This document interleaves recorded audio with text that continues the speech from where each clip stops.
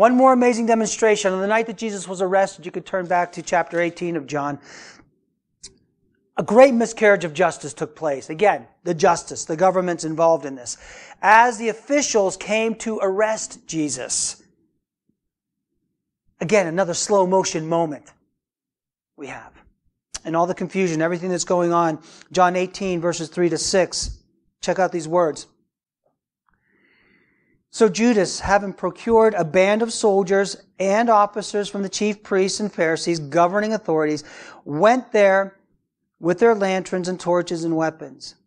Then Jesus, knowing all that would happen to him, came forward and said to them, "Whom do you seek?" And they answered him, "Jesus of Nazareth." Jesus said to them, "I am he." Judas, who betrayed him, was standing with them.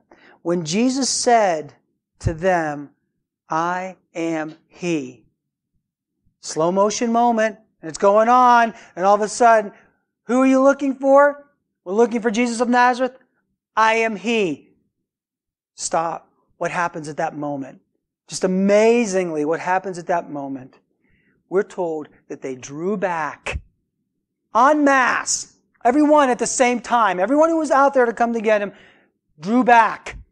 They took a step back and they fell down on their faces. Do you know what that is? When it says they fell down as to prostrate themselves out and worship him. That's what they did. This is extraordinary. They drew back, which shows fear, respect, and honor for authority. When you respect, I'm drawing back. I'm giving you that respect. I'm showing you that honor. And then falling to their faces on the ground shows reverence and worship for the King. They couldn't help but to worship and bow their knee to Christ, because every knee will bow and every tongue will confess that Jesus Christ is Lord, whether it's in judgment or whether it's in terms of salvation. That's what's there before us.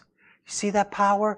He has the power over government. Government is the servant of the Lord, whether they acknowledge it or not. Understand? Keep that in mind as we go day to day and we're living in this world. Primary purposes of government, simple. Maintain law and order. Right? To restrain evil, to punish wickedness, to protect, to preserve the life of its citizens. That's why God gave it. It's a good thing. It ought to be a good thing.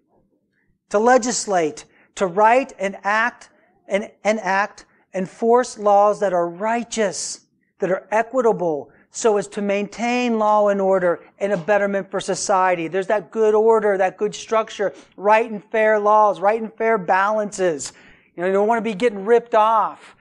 People doing whatever they can. Things that would seek to preserve life. That's why we have speed limits, right? I know people think there's too much government interference, and there may be in certain areas, but overall and ideally it's meant for our good. That's why if you get ripped off, you can go to certain federal agencies and find justice. There's an idea of fairness, of equity, of righteousness to the betterment of society. To regulate agreements, uphold contracts, ensure justice, and preserve peace. That's what we need. Our officials are doing that for the good of the nation, for the good of the community. From the highest up on the political scale to the person on the lowest scale. That's where the authority comes from, and that's why we honor it. From the President of the United States to the local dog catcher, right? There's that authority given that we need to recognize and have, and given by the Lord, and ought to be done this way. You don't like to get ripped off, do you? Right? If you go, where do you go for help? If the scales are unbalanced. If you go to the butcher and he puts the meat on, but he puts his thumb there to charge you a little bit extra, where do you go for justice?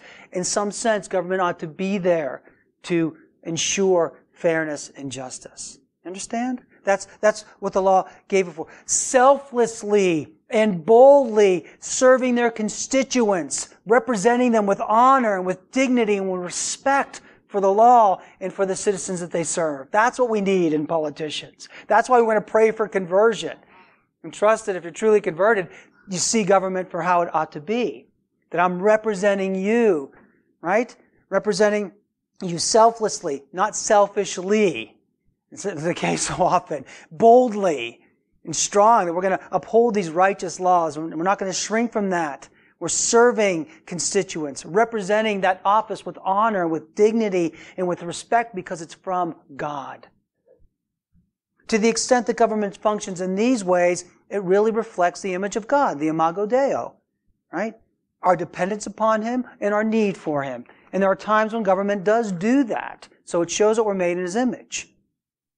But where there's corruption, where there's abuse and misuse of that power entrusted to them, that's the power of the sword. Again, we're going to talk more about that next week. I just want to focus in where it originates, that it's from God this week. But where there's that corruption, where's that abuse, that misuse of power that's entrusted to them, they will. You think they're going to get away with it? You think you're not going to answer to the Lord for how you were given this and were entrusted with this and how you used it? When they show partiality, when they take a bribe, where there's iniquity, where laws, and check this out, where laws that are unjust fail to protect and preserve life are enacted. That's a big deal. A huge part of godly government, righteous government, is to serve and to protect and to preserve life. And when you have laws that do just the opposite, that's a miscarriage of justice. That's injustice. When they fail to uphold justice, you know what happens? There will be a loss, obviously, of confidence and trust and respect. And you can see that. Look at so many nations, these tin pot nations where it's just chaos and it's just totally corrupt. How are those countries doing? There's bribes, there's corruption, misery for the people. That's the impact. That's what happens. Chaos instead of order, oppression instead of freedom, selfishness instead of service, death instead of life.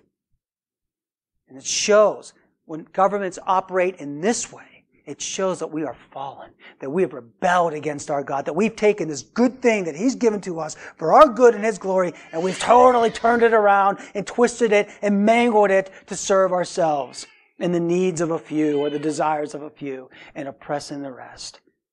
That shows the need for the gospel. That's where we come in as the church. The gospel, the gospel, the gospel.